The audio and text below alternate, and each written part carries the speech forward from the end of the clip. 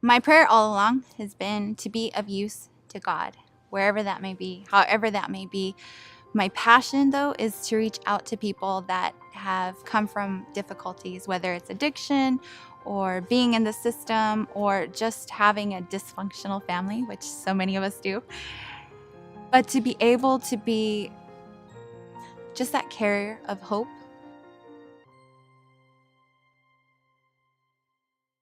I was born into an abusive situation with a dad who abused my mom and me and my brother. And by the age of 4, we were then put into foster care and group homes. My foster homes, some of them weren't much better than my original situation. And at 13, I had finally had enough, and so I ran away. I just felt like every situation really wasn't a safe situation. And so running away and living on the streets seemed like a better alternative. And at the age of 13, I ended up homeless on the streets of San Francisco and ended up in a situation where for a short time I was a prostitute and on drugs and just living a lifestyle that wasn't very good.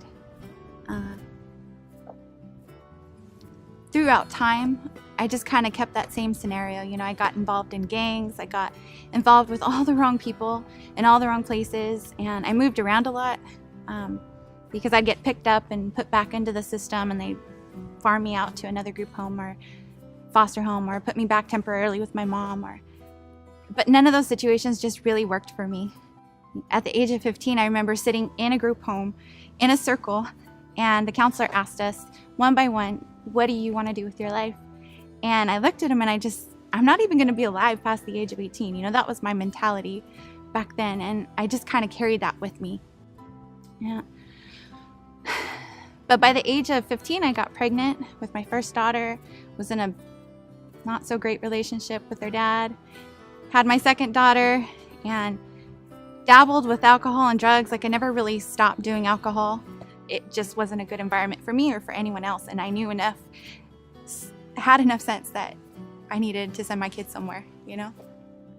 And it was at that point that someone opened up a Bible to me and said, you know, you need to read this. You need to read this. And I didn't want any of that.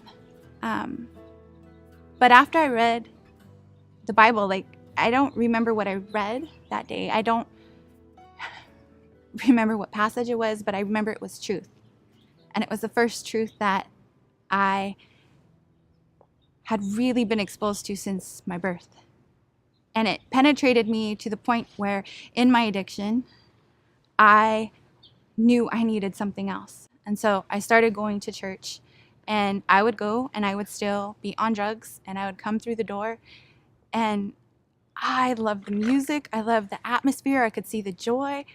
And while I was there for that moment, I could have a piece of that.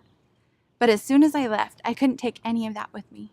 One day, one of the people there, they invited me to go forward to the altar and pray.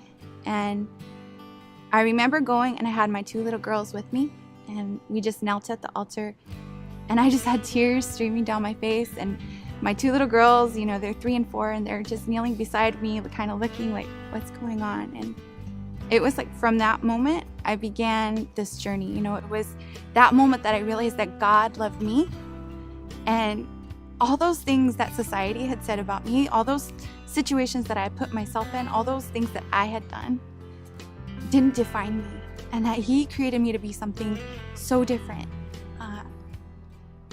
And that He loved me despite all that, and had something bigger, just something bigger for me and for my children.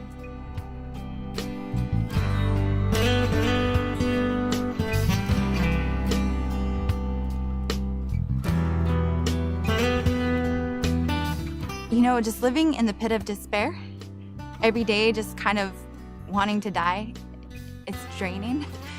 And I really, really wanted what they had, but I didn't know how to get it. And so I remember sitting there and just like crying and being emotionally kind of torn and not knowing what to do about it. But it was because there was a lady next to me or somewhere close around me, and she came up and tapped me on the shoulder and said, "Do you want to go pray?" When I was younger, I didn't feel like I had any choices. I felt like the path I was going down was the only one available to me. And for so long, that was all I saw. And I've encountered so many children, so many adults that have that tunnel vision and don't see that there's a completely different choice, and that choice is Christ. And I feel like it's not only my privilege, but it's something I'm compelled to do because it's transformed my life, and I know the power it has to transform theirs.